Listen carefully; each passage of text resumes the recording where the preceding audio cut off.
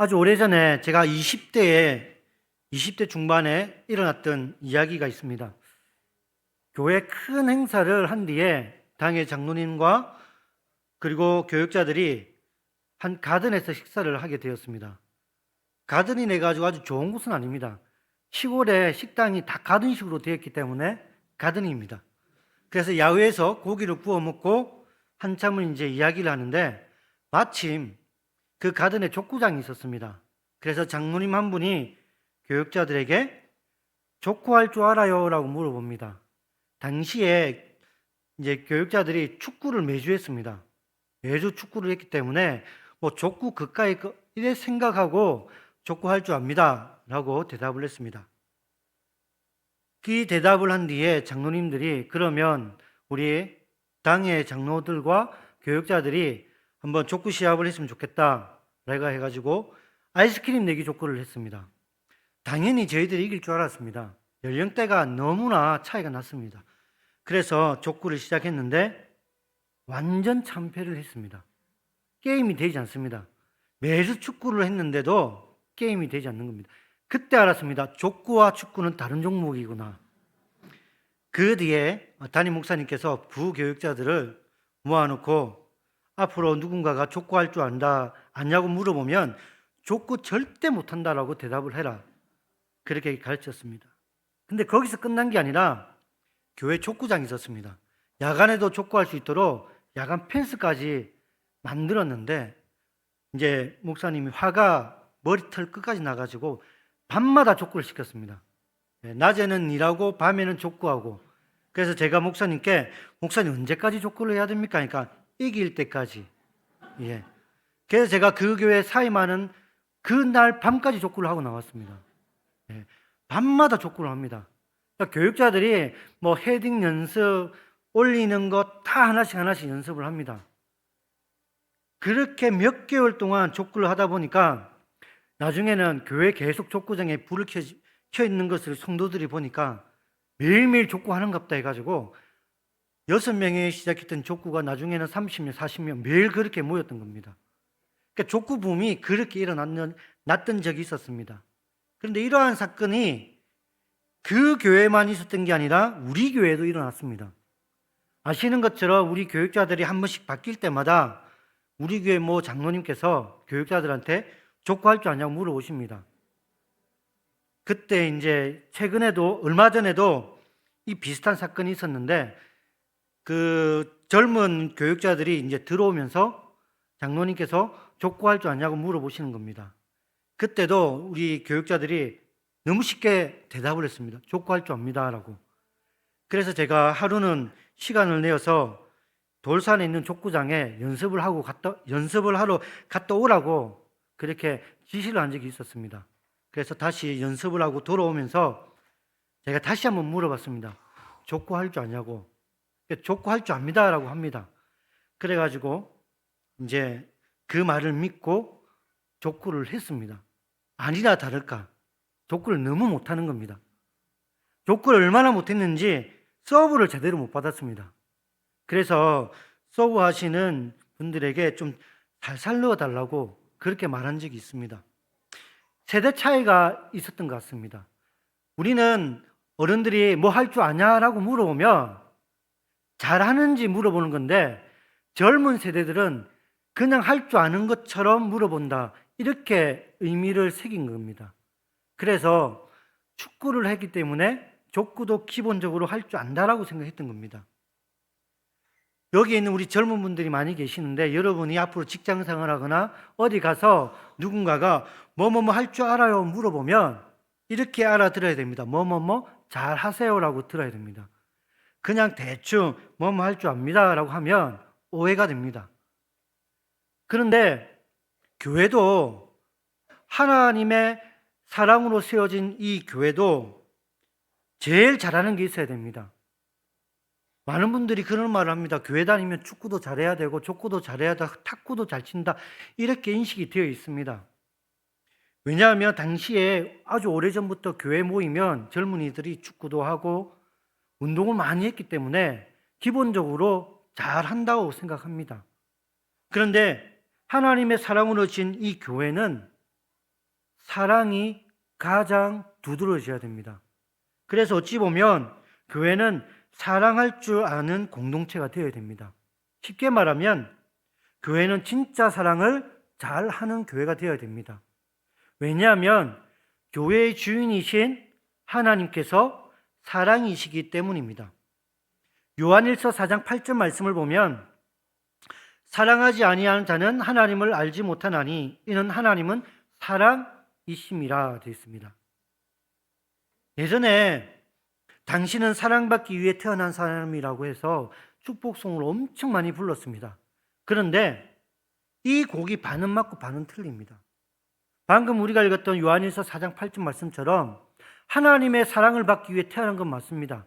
그러나 이제는 하나님의 사랑으로 다른 이웃들을 사랑하기 위해 살아가는 사람이 바로 성도들입니다. 하나님으로 받았던 그 사랑을 그냥 나 혼자 받는 것이 아니라 하나님의 사랑을 나눠주며 함께 공유하고 함께 기도하며 살아가는 교회가 바로 하나님이 뜻하신 교회입니다. 그래서 저는 오늘 본문 말씀을 통해 하나님의 교회가 가지고 있는 사랑의 원리라는 제목으로 함께 말씀을 나눠보겠습니다. 교회가 가지는 사랑의 원리 첫 번째는 하나님의 사랑은 사람을 살리는 생명입니다. 그런데 전제 조건이 있습니다. 이 사랑은 행함이 이루어질 때 생명의 역사가 일어납니다. 요한일서 4장 9절 말씀을 보면 하나님의 사랑이 우리에게 이렇게 나타낸 바 되었으니 하나님이 자기의 독생자를 세상에 보내심은 그로 말미암아 우리를 살리려 하심이라 되어 있습니다. 하나님이 우리를 사랑한다 하셔놓고 예수님을 이 땅에 보내지 않으시면 우리는 십자가를 통해 구원을 얻을 방법이 없습니다. 하나님의 사랑이 예수 그리스도를 통해 이 땅 가운데 십자가를 통해 이루어졌습니다. 그래서 우리는 예수 그리스도의 십자가를 통해 다시 살아나셨습니다. 죽음에서 다시 살아났던 것입니다. 로마서 5장 8절 말씀을 보면 우리가 아직 대언되었을 때에 그리스도께서 우리를 위하여 죽으심으로 하나님께서 우리에 대한 자기의 사랑을 확증하셨느니라 했습니다. 십자가의 사랑은 하나님이 우리에게 보여주신 사랑입니다. 그 십자가의 사랑을 우리가 다 경험했습니다. 그 십자가의 사랑을 경험하지 않는 자는 아직까지 하나님을 만나지 못한 사람입니다. 하나님을 믿는 모든 사람들의 출발점은 바로 예수 그리스도의 십자가입니다. 하나님이 우리를 얼마나 사랑하셨는지 사도행전 20장 28절 말씀을 보면 하나님께서 교회에 대해서 하나님이 자기 피로 사신 교회라고 했습니다. 좀 잔인하게 들리실지 모르지만 하나님이 자기 피로 사신 교회가 우리 부산 북교회입니다. 우리 공동체가 하나님의 피로 바꾸신 공동체라는 것을 우리는 항상 기억해야 됩니다. 이 중심에는 하나님의 사랑이 있고 하나님의 긍휼하심이 있다는 것을 여러분 믿으시기 바랍니다. 우리는 다 살아가는 방법, 살아가는 그런 상황이 다 다르지만 우리의 삶의 중심에는 내가 있는 것이 아니라 하나님이 있다는 것을 믿으시기 바랍니다. 이처럼 하나님께서는 사랑이 무엇인지 우리에게 보여주셨고 우리가 하나님 앞에서 얼만큼 가치 있는 인생인지 친히 보여주셨습니다. 이것이 하나님이 우리에게 보여주신 사랑입니다. 교회가 가지고 있는 사랑의 원리 두 번째는 사랑은 먼저 다가가는 것입니다. 요한일서 4장 10절 말씀을 보면 사랑은 여기 있으니 우리가 하나님을 사랑한 것이 아니요 하나님이 우리를 사랑하사 우리 죄를 속하기 위하여 화목제물로 그 아들을 보내셨음이라 되어 있습니다. 이 말씀처럼 우리는 하나님의 선택을 받았습니다. 이 세상에 수많은 사람들이 살고 있는데 하나님이 친히 우리 개개인을 선택해 주셨고 부르셨습니다. 그리고 우리에게 믿음을 주셔서 예수님을 믿을 수 있도록 은혜를 베풀어 주셨습니다. 우리가 하나님을 알지 못했을 때 하나님은 우리를 먼저 선택했다는 것, 이것만 하더라도 우리는 하나님의 큰 은혜 가운데 살았습니다. 하나님이 우리를 먼저 선택해 주시고 사랑으로 믿음을 주셔서 하나님의 자녀로 살아가고 있습니다. 요한복음 4장에 보면 이러한 사실들이 예수님을 통해 증거되고 있습니다. 예수님께서는 사마리아에 있는 수가라는 동네에 들어가게 됩니다. 그 동네에 사람의 낯을 피하여 물을 깃는 한 여인이 있습니다. 흔히 우물가에 있는 사마리아 여인이라고 합니다. 이 여인은 과거에 부정적인 일로 인하여 사람 앞에 떳떳하게 나서지 못합니다. 그래서 사람들이 잘 다니지 않는 정오에 자신의 필요한 물을 깃기 위해 우물 곁에 나옵니다. 그리고 그곳에 예수님을 만나게 됩니다. 당시 사마리아 여인은 유대인과 접촉하는 것을 꺼렸습니다. 이 여인 역시 유대인이었던 예수님을 멀리합니다. 그런데 예수님이 먼저 다가가십니다. 이 여인에게 말을 걸고 하나님의 천국, 하나님의 나라를 설명해 줍니다. 그리고 이 여인이 예수님을 만난 뒤에 인생이 바뀌는 역사가 일어났습니다. 그리고 누가복음 19장에 보면 예수님께서 여리고성에 들어가시는데 그 성에 세리장 삭개오라는 사람이 살고 있었습니다. 뽕나무라고 알고 있는 돌 무화과 나무에 키가 작은 그 삭개오가 올라갑니다. 예수님이라는 분이 어떤 분인지 궁금해서 올라갑니다. 그런데 삭개오를 발견한 예수님께서 삭개오에게 다가가 먼저 말을 거십니다. 삭개오야, 내려오너라. 내가 너희 집에 유하여야겠다. 사람들은 반대합니다. 어떻게 저 세리 같은 사람들하고 어울릴 수 있을까? 그럼에도 불구하고 예수님은 삭개오에게 하나님 나라를 보여주셨습니다. 그리고 삭개오는 전혀 다른 인생을 새롭게 살아가게 되었습니다. 이 두 사람 공통점이 있습니다. 사람들 앞에 떳떳하지 못한 인생, 세상에 있으나 마나한 인생, 보잘것없는 인생이었습니다. 사마리아 여인은 사람의 낯을 피하여 다녔던 사람이었고 삭개오는 사람들로부터 외면을 받았던 사람들입니다. 이들이 예수님을 만난 이후로 사람들 앞에 떳떳하게 살아갑니다. 그리고 세상을 향해 달려가는 것이 아니라 하나님의 나라를 위해 살게 된 사람이 되었습니다. 이처럼 하나님은 먼저 우리에게 은혜를 베풀어 주셨고 먼저 우리에게 하나님의 나라를 보여주셨습니다. 그리고 우리는 보여주신 그 하나님의 나라를 가슴에 품고 살고 있는 것입니다. 이것이 하나님의 사랑입니다. 내가 먼저 하나님께 나아간 게 아닙니다. 저는 우리 새가족 성도님들에게 항상 강조하는 내용이 그겁니다. 여러분들이 우리 교회에 선택해서 우리 교회에 온 것이 아니라 하나님이 여러분을 우리 교회로 인도해 주셨다라고 말을 합니다. 비록 내가 내 발로 우리 교회에 온 것처럼 보이지만 하나님이 누군가를 통해 우리 교회로 불러주셨던 것입니다. 이것이 우리가 살아가는 사랑의 원리입니다. 그런데 하나님께서는 이러한 사랑을 우리에게 베푸시면서 두 가지 계명을 주셨습니다.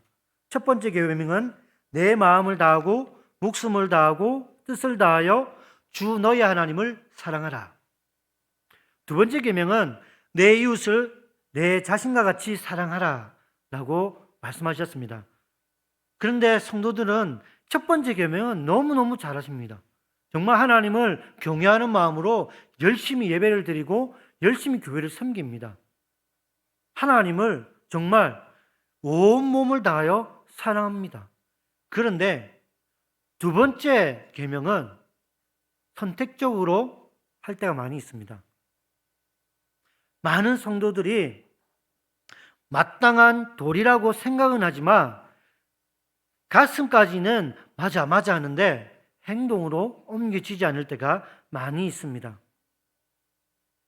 신앙의 옵션으로 생각하는 분도 없지 않아 있습니다. 그래서 여전히 사랑하기 위해 살아가는 사람이 아니라 사랑받기 위해 살아가는 성도로 남아있는 분들이 더러 있습니다. 하지만 하나님의 사랑을 받고 살아가는 모든 성도들은 두 번째 계명인 내 이웃을 내 자신과 같이 사랑하며 살아가야 됩니다. 비록 나와 다른 환경, 나와 다른 생각을 가진 성도라 할지라도 그 이웃을 위해 헌신하고 그리고 내 것을 기꺼이 나눠줄 수 있는, 그리고 사랑할 수 있는 그런 사랑의 사람이 되어야 됩니다. 왜냐하면 우리가 진짜로 하나님을 믿는다는 것은 그냥 주일날 예배당에 와서 예배드리고 돌아가는 사람이 아니라 하나님의 말씀대로 살아가는 사람이기 때문입니다.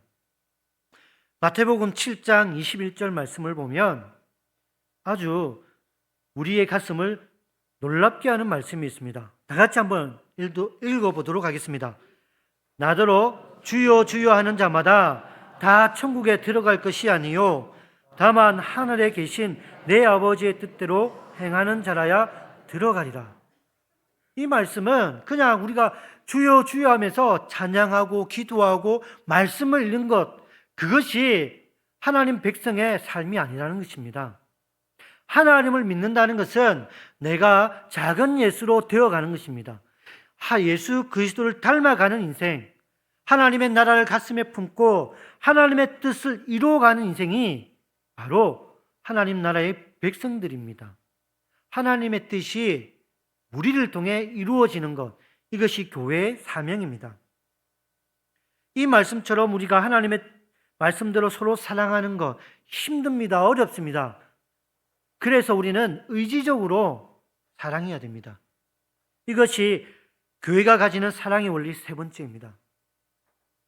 첫 번째와 두 번째는 하나님의 말씀, 그리고 우리가 구원의 경험을 통해 직접 하나님이 보여주신 사랑이라면, 세 번째는 우리가 실천해야 할 사랑입니다.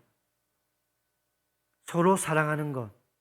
여러분, 이것은 그냥 은혜 받은 사람이 하는 것뿐만 아니라 우리가 의지적으로 사랑하기 위해 노력해야 됩니다.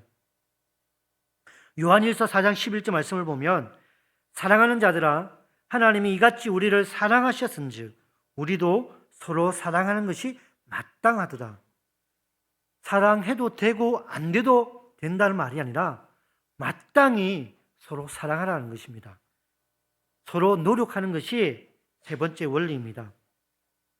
나와 다른 성도들, 옆에 있는 분들을 보면 전혀 다른 환경, 전혀 다른 생각, 전혀 다른 문화, 나와 똑같은 것보다 다른 것들이 더 많은 분들이 옆에 앉아 있습니다. 그런데 오늘날 나와 잘 모른다는 이유로 인사도 잘 하지 않는 분위기, 잘 모르는 사람에게 먼저 다가가면 신뢰가 된다 생각하는 분위기, 그리고 나와 생각이 다르면 서로 함께 어울리지 못하는 분위기, 그런 분위기가 오늘 세상이 추구하는 가치관입니다. 어떤 분이 그런 말을 합니다. 요즘 젊은 세대, 실제로는 젊은 것들이라는데 세대로 바꾸겠습니다. 요즘 젊은 세대들은 왜 어른들을 보면 인사하지 않나요? 라고 제게 말합니다. 그럼 저는 그런 말을 합니다. 세대가 다릅니다. 저희 때만 하더라도 교회에 오면 아는 사람 모르는 사람 아무나 보면 인사하라고 가르쳤습니다. 그런데 요즘에는 그렇지 않습니다. 누군가 네가 모르는 사람이 뭔가 주면 받지 말라고 가르칩니다. 그런 가르침 속에 전혀 모르는 사람한테 인사한다는 것은요, 있을 수가 없습니다. 심지어 제가 주일학교 친구들한테 먼저 인사할 때가 있습니다. 그러면 저를 이상한 눈으로 쳐다보는 친구가 있습니다. 세대가 완전히 달라졌습니다. 그래서 우리는 의지적으로 서로 먼저 다가가서 말을 건네고 위로해주고 그리고 인사를 해야 됩니다. 세대를 초월한 것이 교회의 가르침입니다. 예수님의 사랑 방법은 세상의 방법이 아니라 하나님 나라의 원리로 우리가 잘 모르는 사람이 있다 하더라도 비록 나와 의견이 정반대의 성도가 있다 하더라도 기꺼이 내가 다가가서 인사를 하고 품어주고 기도해 줄 수 있는 것이 하나님 나라의 원리입니다. 이미 예수님께서 누가복음 23장 34절에 우리에게 그 사랑을 보여주셨습니다. 예수께서 이르시되 아버지 저들을 사하여 주옵소서 자기들이 하는 것을 알지 못하니이다. 예수님께서 십자가에 달리실 때 이 말씀을 하셨습니다. 십자가에 달렸을 때에 수많은 사람들이 예수님을 비난하고 조롱하고 멸시했습니다. 그들을 향해 예수님이 저들이 무슨 행위를 하고 있는지 알지 못하니 용서해달라는 것입니다. 여러분, 나에게, 우리 가정에게 해를 끼치거나 때로는 힘들게 했던 분이 있다면 용서하라는 것이 예수님의 가르침입니다. 예수님이 우리를 용서하신 것처럼, 조롱과 멸시하는 자들을 용서하신 것처럼 우리도 용서에 이르는 사랑을 해야 됩니다. 우리가 만약 누군가를 용서하지 않으면 우리는 그 상처를 안고 끝까지 살아가게 됩니다. 어떤 분이 상담학을 가르치는 교수님이 그런 말씀을 하십니다. 용서하지 않으면 하나님 앞에 든든히 세워갈 수 있는 성도로 살아갈 수 없다고 가르쳤습니다. 누군가를 용서하는 것, 하나님의 은혜가 필요하다면 은혜를 내려달라고, 베풀어 달라고 기도해야 됩니다. 누군가가 힘들게 하는 그런 환경 속에 있다면 내 마음을 붙들어 달라고 기도해야 됩니다. 아주 유명한 목사님이 예화를 들 때 자기의 가정을 든 적이 있었습니다. 사모님이 이제 힘들게 하는 성도들이 있거나 힘들게 하는 가족들이 있으면 항상 골방에 가서 주여 누구누구를 긍휼히 여겨 주시옵소서라고 기도를 했답니다. 왜냐하면 사모님이 그 사람을 벽에 놓고 막 욕하고 비난할 수는 없지 않습니까? 그래서 용서해달라고, 불쌍히 여겨달라고 기도를 하는 겁니다. 그래서 목사님이 집에 들어올 때 사모님이 누구누구 성도 이름을 대면서 긍휼히 여겨달라고 기도하며 저분이 오늘 우리 집사람은 힘들겠구나 라고 생각을 했답니다. 그러던 어느 날 이 목사님이 외부 집회를 밤늦게 하고 돌아오는데 사모님이 그날도 골방에서 막 기도를 하는 겁니다. 그러니까 유심히 기도를 들어봤는데 하나님, 우리 목사님을 긍휼히 여겨달라고 기도하는 겁니다. 그 순간 목사님이 멈칫했습니다. 혹시 내가 우리 와이프에게 잘못한 게 있지 않은가? 여러분, 얼마나 슬기로운 모습입니까? 분노, 감정을 드러내지 않고 하나님 앞에 기도하는 겁니다. 자기 자신의 그런 아픔과 상처를 만져달라고 기도하면서 관계를 회복해 달라는 하나님의 은혜를 구하는 기도, 그런 신앙의 자세가 때로는 우리에게 필요합니다. 우리는 먼저 나를 힘들게 한 분에게 먼저 피합니다.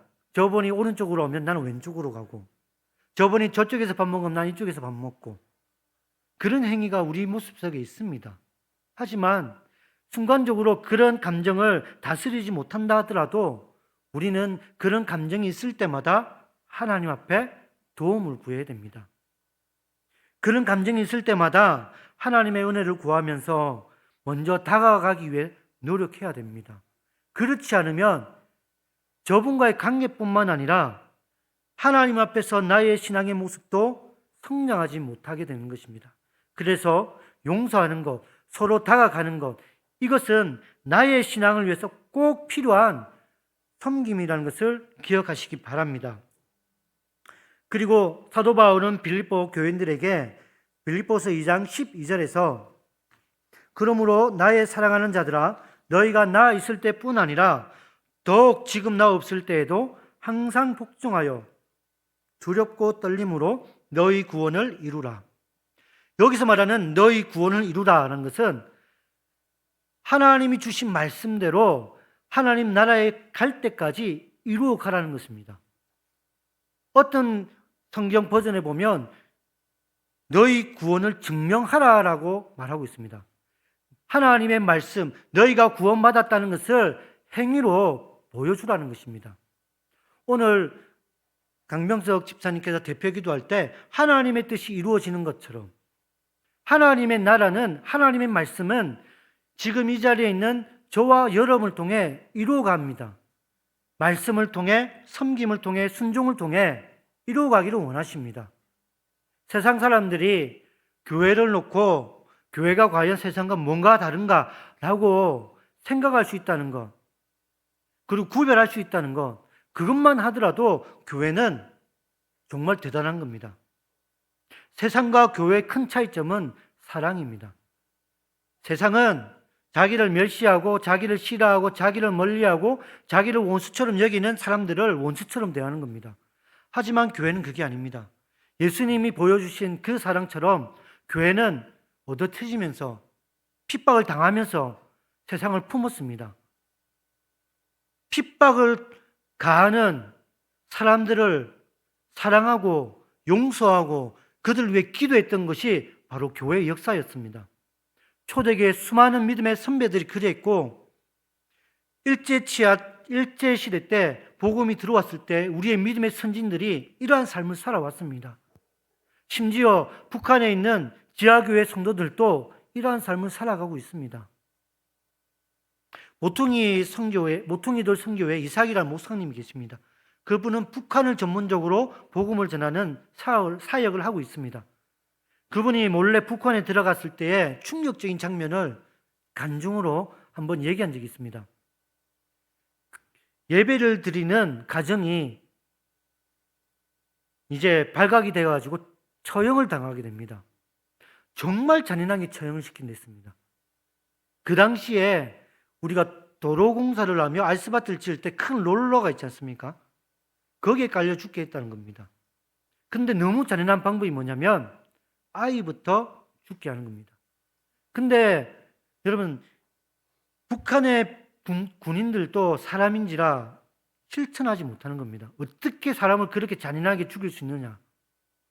근데 그 아이가 자기를 해하려고 하는, 처형시키려고 하는 그 군인에게 저는 이제 천국 가니까 괜찮아요 하면서 당신 해야 할 일을 해라고 그렇게 말을 하는 겁니다.